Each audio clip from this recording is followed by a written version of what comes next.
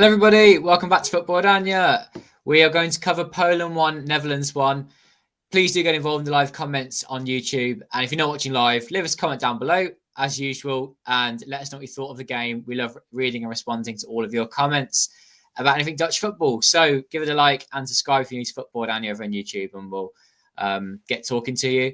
Loads of comments have come in about the game. So the Netherlands was good as qualify for the World Cup here, Mike, with massive goal difference needed for any kind of weird miracle for Poland to finish top of this group. I don't feel elated tonight, maybe because it's not like 100% confirmed, but more like the performance. It was a bit boring, really. Is that fair?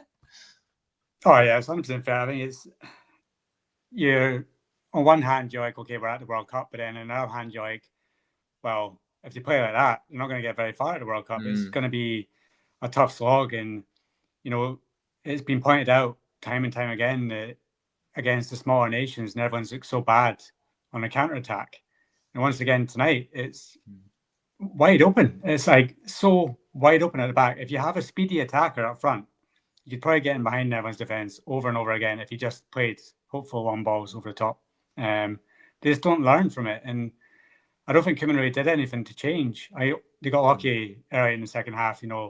There's an absolute awful miss from Allen, but Memphis was there to slide it in. But after that, it was just lethargic. And then for the last 10 minutes, it seemed like Koeman was just like, okay, I'll take a point. And Van Dijk and Van Hecke were passing the ball back and forth to each other for about 10 minutes. It's like, why didn't we try and go for the win? Why is he not making substitutions earlier? Why is the substitutions the ones that made the game even worse? Like Reinders on at 10 again when we know it doesn't work. It's like the same things over and over again when you watch the Netherlands, and he's just not learning. And yeah, they got away with it tonight because Verbruggen had to make a couple of good saves to stop Poland from winning. And if they did win, I think they fully deserved it. I think he was player of the match, wasn't he, Verbruggen? Some good saves, but it was quite hard to pick that man of the match because of how, I might say, poor the performance was. I think it was terrible. It was like they had a job to do and they did it, but it wasn't amazing. And like you say, you don't look forward to the World Cup quite as much in performances like this. But we called it, we predicted it. We said that it would be a bit like this with Ronald Koeman in charge. However, you can't deny the fact that he's taken us to a World Cup. Abdul, who can't be with us tonight, did say he's got results. Koeman in charge, his second tenure in charge, the football hasn't been scintillating. There are so many things we can talk about in this live show. I think we better get into them all. The first thing that stood out for me, just look at the comments, was Nikhil said, our performance, but great prediction from us. So, Mike, you did say 1-1, and I said in the preview that it was going to be 1-1, but I didn't want to say the same thing as you, so I went for 1-0. It just felt like the obvious prediction because the Netherlands would stay in the game, but they would never pull away from Poland. So it's going to be a close one. And Poland didn't have much to play for, given that it would have been an incredible performance from them over the next two games. And Netherlands would have to completely collapse over these two games for Poland to qualify on top of the table. So it's not like a dead rubber, but it didn't have that pizzazz about the game that it could have done. Yeah, and I think that you saw that Poland were up for it at points. I think that they were the ones doing most of the running. They should have scored within the first minute. I mean, I don't know how Zelensky missed from there. And yeah, I feel like they were the ones that were doing all the running. I think that when Netherlands were going forward, they were quite happy just to stand on the ball, let time go down. Yeah, it's one of these games that Netherlands would have been happy with a 0-0 getting back home.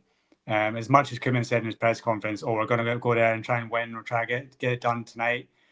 I don't think the performance was ever there tonight to get a win. And what's worrying is just the lack of creativity in the side. I think that Football International did an article, I mean, it was either out yesterday or this morning, and saying how there's no creativity in the Netherlands midfield. And again tonight, I think you saw it.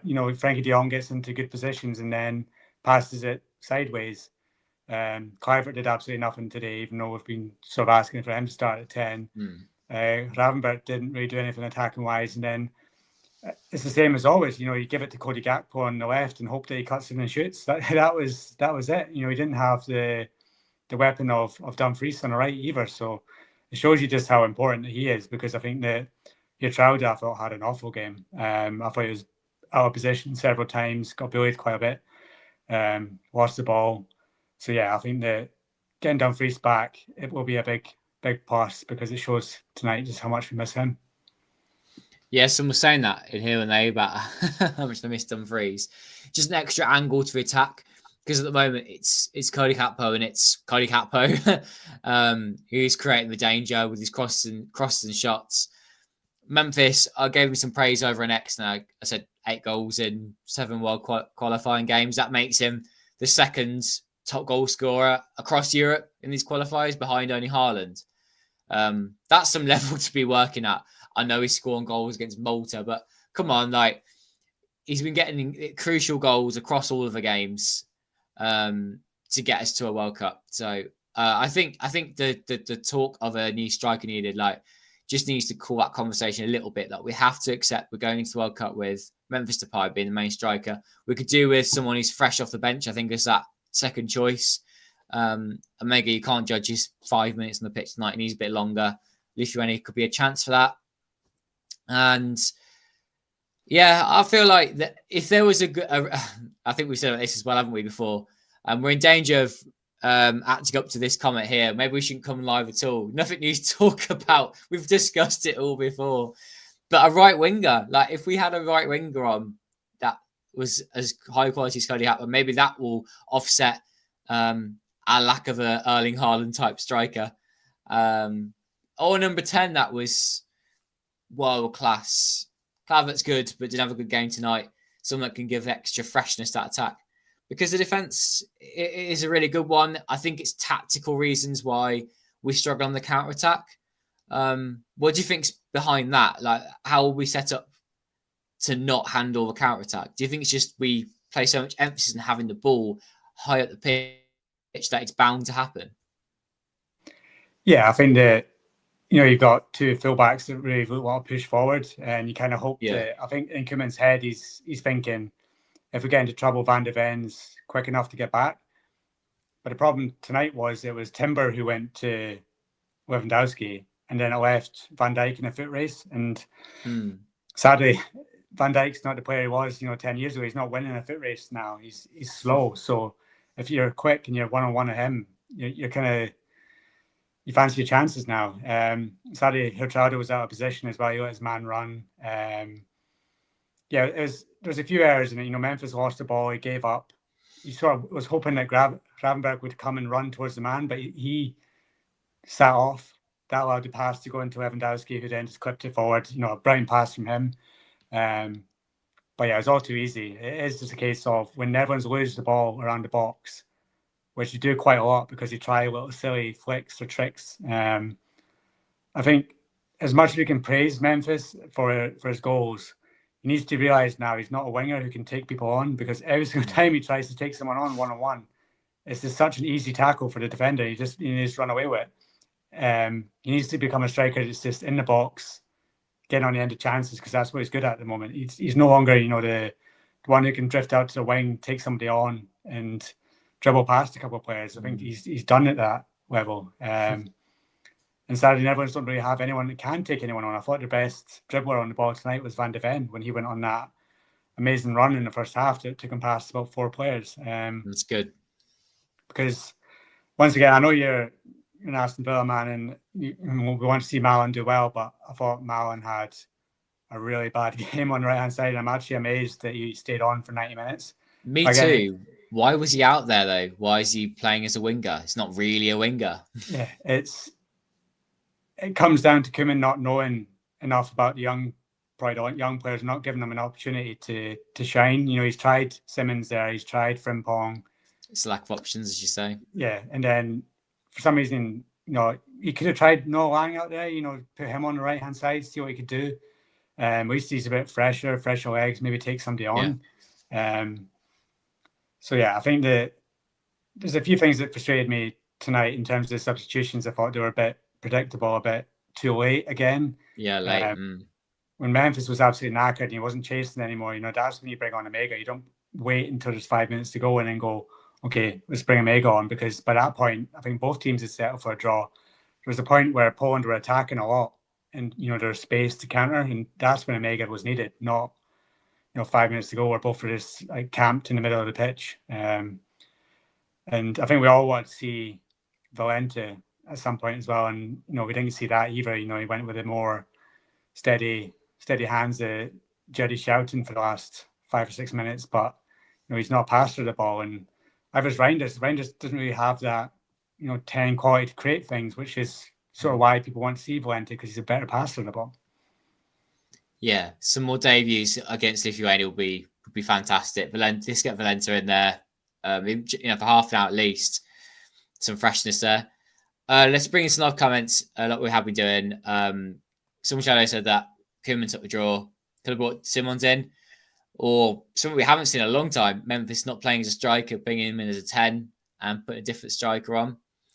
I had a question about Abdul this evening. He's off out working. It was very late for him this evening, and he sends his apologies. We've got obviously these Dutch teams that are qualifying for the World Cup. Could be up to 4 Dutch language teams playing at the World Cup. That'd be amazing. Some different comments. Geertruida useless at this level. Switched off for minute 1, and then his man scores. Boy, shows zero positional sense. Yeah. Well, Timber playing right back, fine, but Dumfries is that number 1 choice at right back. Is it that we need another choice at centre back other than Timber? So Timber can play right back, but Timber's too good not to put out, not to leave. Like, you have to play him at centre back as well. Like, good options. Feel a bit sorry for Geertruida on this one, but I saw that this season he's played mainly at centre back for Sunderland, and Timber's played mainly as a right back, and then this evening they're playing the other way around. Yeah, I think that again it comes down to the sort of stubbornness of the way that defenders play, because a lot of people will be like, well, why don't you just play De Ligt? He's playing really well, but then Koeman's like, but you can't, because you can't have De Ligt and Van Dijk in the same, because of the the left-footed, right-footed situation. So you do need to try and find another right-footed centre back who can come in for Timber, so Timber can go to the right-hand side, where that now is Van Hecke. Van Hecke came on, did okay, but then he got a yellow card, so he's out of the game against Lithuania, which shouldn't be too big a deal. We should still win that game pretty comfortably. But when you look at it, Van de Ven's a centre back. Sorry, Van de Ven's a centre back, and he's playing at left back. Geertruida is playing at centre back, and he's playing at right back. And the player who's playing at right back is playing at centre back. So you just wonder what Koeman's watching this season, because he's just going against everything that they're doing at club level. Yeah, agree. John says, we have problems on the wings. Mickey and Cody work better together than Marlon and Geertruida. Yeah, one side definitely more fluid than the other. Side to side again. We're listening like some more direct play. Fair enough. Sounds as Netherlands did a little bit of transitional counterplay. Klopp is known for. Jurgen Klopp being available was something mentioned on a preview show. Like, why didn't we say that Klopp was, again, someone available? But we did bring him up before in conversation, and can't see it being a bad thing. Just don't think that he'd want that job, not because it's the Netherlands, but just the role that it is. I think it would be Germany, if any country he would go for. Yeah, he would never manage the Netherlands. He's not going to get back in the club. I don't think he's going to come back and be the Netherlands manager. But it's one thing I would like to see is Netherlands being better pressers, because I feel like the Netherlands pressing is very half-hearted. Like, when was the last time you saw Netherlands winning the ball high up the pitch? They seem to all just like saunter towards the defender to get to make him play a pass, but they never actually really get in there and harry and hassle. It's always, again, it's quite lethargic play. It's usually like when a pass breaks down that we get it back. You never really see us stealing the ball really high up the pitch, which is something that we need to be better at against the bigger sides. You need to be pressing them, harassing them from minute 1. And when you got Memphis up front, you can't really do that, because you can't run for 60, 70 minutes at high intensity. The next two comments I do agree with, because I'm somewhere between this. Jason saying that I think it's easy to be critical, but look at the result. We're in. That's what matters. Wasn't beautiful, but it gets us where we want to be. But also, the criticism is fair and warranted because there's so few chances to play together as a team. But also can't wait for the World Cup. Yeah, sums it up really. And who else we not had? Luke says we have the most creative squads in the world, but we can barely muster a chance 90 minutes against Poland. It's pretty sad.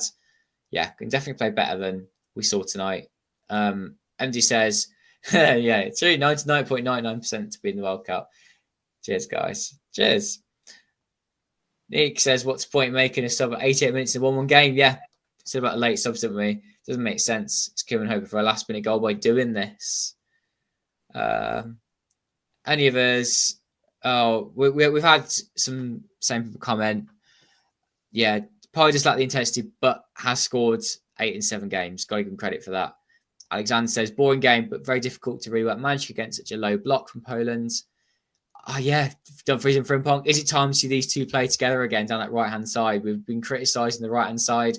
We didn't think the Dumfries and Frimpong could play together, but is it time to see it again? Vic says, I agree it's poor performance, but maybe the good Poland were good and we didn't need to win tonight. Fair enough. Anybody else? Mano says, another performance. All players are bad. Whole starting lineup. A little on the harsh sides. I think Verbruggen was always good. I mean, you got to get credit. Yeah, it was. I mean, he's good saves, so you could do nothing about their goal. So harsh to criticise Verbruggen for that. And criticism as well about time on the ball. Thanks for your live comments. Do keep them coming in until the end of the show. We'll be live for another 10 minutes or so. And if you're not, drop them down below. What else we got since I last scrolled down? Kluivert been poor tonight. According to Jack, Poland made things difficult with a tight, organised low block. I don't think Kluivert does well with that. I think he lacks the strength to get through, make the most of the chances there. Like, he's not someone to threaten the box. Fantastic technical ability on the ball. And when there's more room, I think that he does do better then, doesn't he? And I can't remember saying that Frankie was on his own for most of the game. What do you think about midfield tonight? Because we said rather than having Reiners in there, who's got that more solid feel about him, more overall midfield game, we had Kluivert in front of Gravenberch and De Jong. It didn't really work its magic though tonight, fair to say? Yeah, I think again, it's just down to lack of creativity, a lack of movement ahead of them. There's a lot of times where, Frankie de Jong would get the ball and then he'd just be standing there and you can see it on his face. It's like, where'd I pass to? Because nobody's moving. They're all just standing there. There's a couple of times where, the ball would get past to Van Dijk and then you try like a cross-field ball to like Gakpo, which wasn't on because Gakpo wasn't even running. He was just standing there and then Van Dijk just smashes that out of play. And he's looking at Gakpo like, why aren't you moving? And it's the same. It's all over the pitch. There was just no movement. And then whenever it gets to the final third, it seems like all the crosses always get blocked by the first man. All the corners that Memphis take always get headed away by the first man. Like, we should be really good at set pieces given the height that we have. And Van Dijk's such a threat, but we just never seem to click. Yeah, that's it. It was like that final third where was that last little pass and the urgency. Like quality, I suppose. GC play for the draw. Thank you, Lars. That's really helpful. Push the likes for a little more, Give us a like if you're enjoying the show. I had a comment about Timber. Better right back to Little. Van Hecker should have started. Is that fair? Any of the comments you've seen here, Mike, you want to bring up? How about this one? Virgil van Dijk should not be sent back. He's getting to the stage where he's getting slower, but I don't think you can really drop him at the moment. It's not that, it's not code red for Van Dijk at the moment. He looked poor on the foot race, but there's several players that are poor in that goal, so I wouldn't just put all the blame on him. yeah, I think he still has great games. Liverpool just beat Real Madrid 1-0 and he had a great game. So like you can't just say like, oh, because he's one goal and suddenly you get Van Dijk out. I think more of it you're looking at, why was Timber not right back? Why wasn't there a better centre back next to him? That maybe that first goal doesn't happen. But yeah, I wouldn't say anything bad right now about Van Dijk. But I do want to eventually see Van de Ven in the middle. Going forward, he will be there once we do eventually move on from Van Dijk. But that's not right now. Should we talk with a more of a positive spin now? Two things in my mind. First of all, looking forward to Lithuania games. Anything you want to see and what you expected from that game? And second thing, which may be a bit of a different conversation, is who else would you still like to see in this Netherlands squad? And comment here for Ernest Poku, who wasn't really on our Netherlands radar very much. We said he had. I feel like I've said anyway. I'm sure you have too, Mike. Yeah, I said it before. He's got potential, but feel like the end product has to be better. But I did say last season with Arsene Alkmaar, he was certainly improving in that aspect of his game. He was playing that far up the pitch. He's got to get more goals and assists. Very simple. You can't go a whole season scoring 2 goals if you're playing on the right wing. I think that the moves Germany's been fantastic for him. I don't know because I'm too busy watching the Eredivisie to know how Dutch players abroad are getting on. But Mike, the stats are looking pretty good for him. He's a right winger. We need a right winger. He's got a similar profile to Daniel Marlon, but he likes to have more variation in his game in that he'll either hang out on the right wing or can tuck in and help in the box as well, which is perhaps more varied than Daniel Marlon. But Daniel Marlon does things at a higher level at the moment than what Ernest Poku's doing, but he's definitely improving. Yeah, I think Koeman said that Poku's one of the players that's on his radar, and tonight he scored and assisted for the under-21s, and the actual goal he scored was a really good strike into the top corner. So he is definitely becoming a better finisher, and it's showing because he is now a key player for Leverkusen. I thought he would go to Germany and struggle because I think that last season for AZ, he's one of these players that you watch, like, wow, he's got loads of pace and he can beat players, but he gets to the byline or he gets in front of goal and it doesn't work. And then it seems like something just clicked for him because I think at the under-21 Euros, he was probably one of Netherlands' better players along with Valente. And then since the move to Germany, it's just kicked on and kicked on. You can just tell he's just a player that he has a lot of confidence right now. And with confidence, his game's getting better. He's scoring more goals. He's getting more assists. He's playing in a better league. So he definitely becomes an option for the Netherlands. And because he's in a position that the Netherlands need options at. And the good thing about Poku is you can play him across the front line. You can play out front. You can play on the left. You can play on the right. So he gives you options. And I think that I saw on somebody saying like on X, if Cody Gakpo, say for instance, got injured, then you've got Noah Lang. But if Malin went off today, you've got nobody really for the right. So yeah, I think he is somebody that needs to be looked at more seriously with the World Cup in mind if he continues like this, because there's always one young talent you take to a World Cup, as a sort of wild card. A wild card. Before it was Memphis in 2014, then it was Simmons. What was it this one?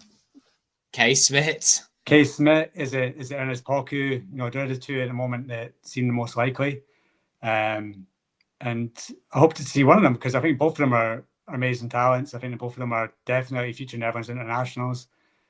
And yeah, it's two players that have the ability that Netherlands need. One's very creative and one scores goals and assists from the right. So yeah, you just want Koeman to give maybe them a bit of a chance. It would have been quite nice if, say, a couple of players dropped out now and, he gave some chance to some players, but because the under-21s have been doing so poor, they've actually got a really tricky game away to Israel. So I don't think that's going to happen. I don't think he'll take Smith and Poku away from the under-21, sadly. But yeah, I think in the future, if we get a couple of friendlies, why not give them a go?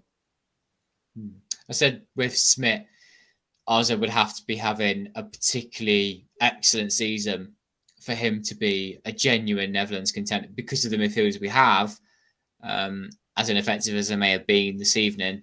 Yeah, he'd have to have a stellar season to work his way into the squad now. But would love to see him being taken as that like extra player along with the squad, that extra midfielder. And you never know. And still, we have comments, by the way, about the different formation change. Lithuania's a time to experiment with things, but I don't see suddenly us go into different formation. If we were to play, say, a France and Argentina in the World Cup, do you think it is likely we could switch back to one of Van Gaal's favourite formations with the Netherlands? I don't see why not. I mean, given the fact that we do have such a problem on the right-hand side, why not go back to 5-3-2? Then you make Dumfries a weapon.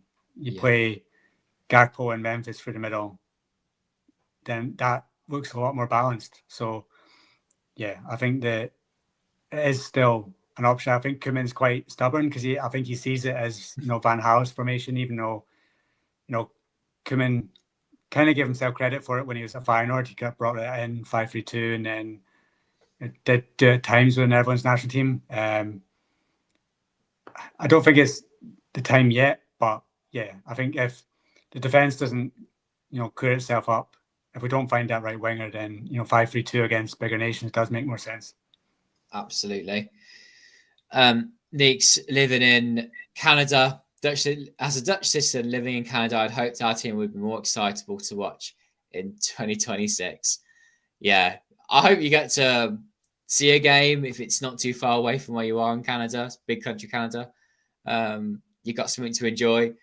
Yeah, we can still get pleasantly excited by the whole thing when we get there. But yeah, right now it's just, as I say, feeling a bit flat, which is why we're trying to build a positive thing. So positivity. Let's get back to that. We have a question about what team we would pick for the Lithuania game. So with the squad that's currently being selected, Mike, what's like a realistic blend between what Koeman will do and what you would do? Yeah. Because let's be honest, if we said just tell us what the 11's going to be, it's probably going to be mostly the same as tonight. Yeah, I think that we'll see Reinders start. I think we'll see maybe Xavi Simons start. In terms of defence, we might see. It's difficult because Van Hecke did get booked, so you might even pick the same defence. If Dumfries isn't back, I think he only had an illness. I don't think he actually left the whole squad. Because if he's back, then he comes straight back into the 11. Then I think the defence pretty much stays the same. I know you wanted to see Robin Roofs given a chance at goalkeeper. Yeah, that's a perfect example of it, isn't it? He could come in. Yeah. So, it's a good chance to do it. But, does Koeman go into it going, job's not done yet. We still have to play the strongest 11 out there to get the job done. Then he can make changes in the second half. But, in the perfect world, I'd hope to see Omega. I'd hope to see Valente given, good run out. So I'd like to see Noah Lang. Yeah. Maybe go for a different 11 from the start. Memphis playing a home game against Lithuania. What do you really learn from it? So, maybe give Omega that chance. Simmons behind him. Noah Lang on the left. Why not just experiment a little? Just go a bit different because if it's 0-0 or we're losing 1-0 at half time, you make 3 changes and maybe it's fine again. But that team would still be good enough to beat Lithuania. Oh yeah. I don't think there's a team that he could make out of this 11 or the squad, an 11 he could put out there. It would be worse than Lithuania. Yeah. At home. Even how bad they were in Lithuania. Let's not forget that.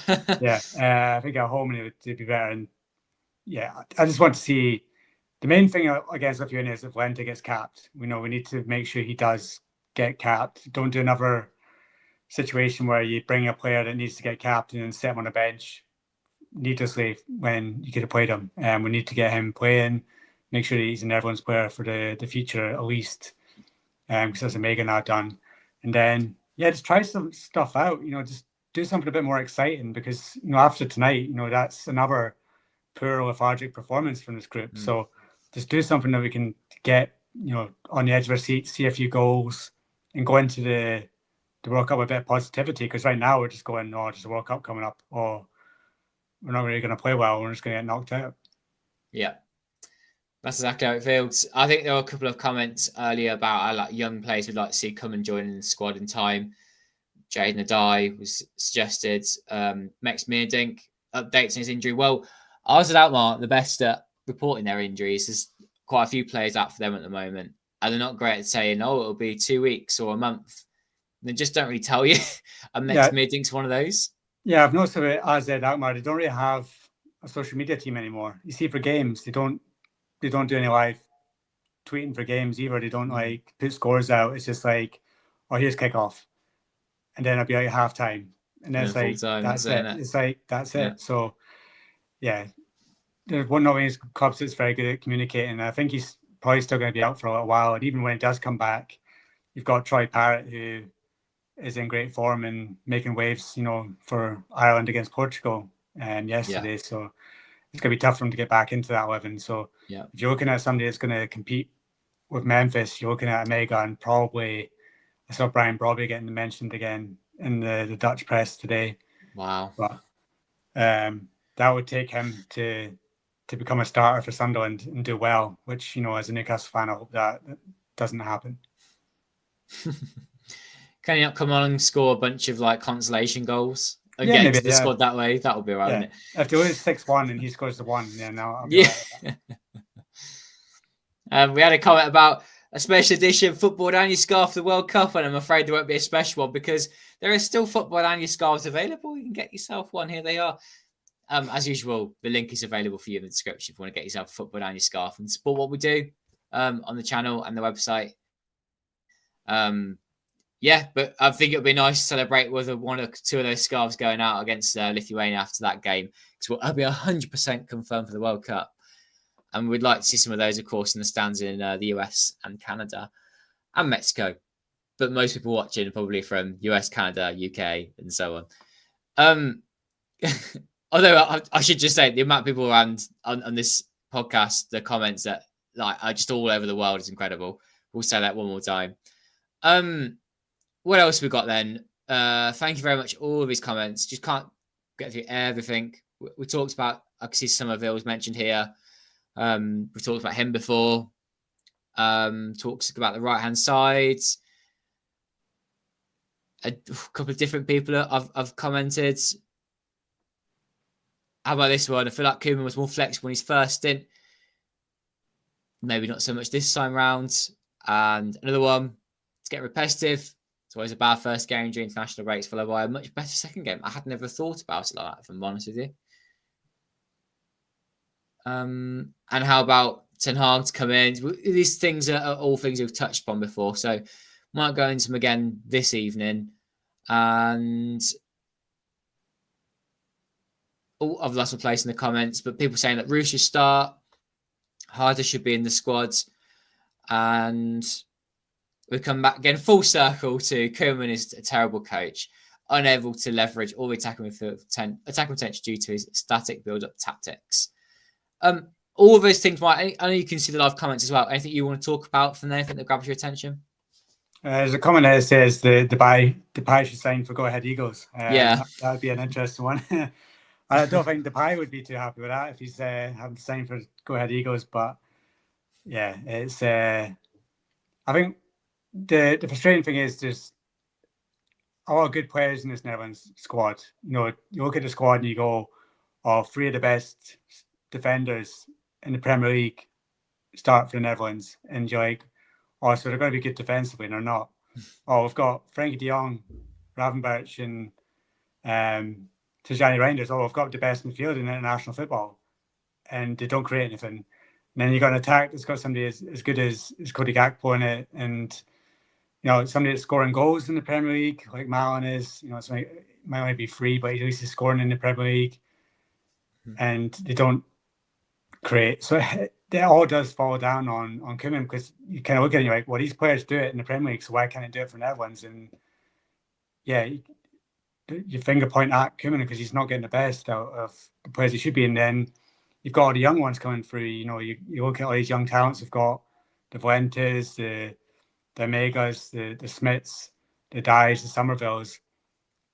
And some of these players Netherlands could lose because, you know, Koeman's not going to phase out the ones that are getting older quickly enough to get the younger ones in. And then that's when you lose them to the Ghanas, the Moroccos, the other places.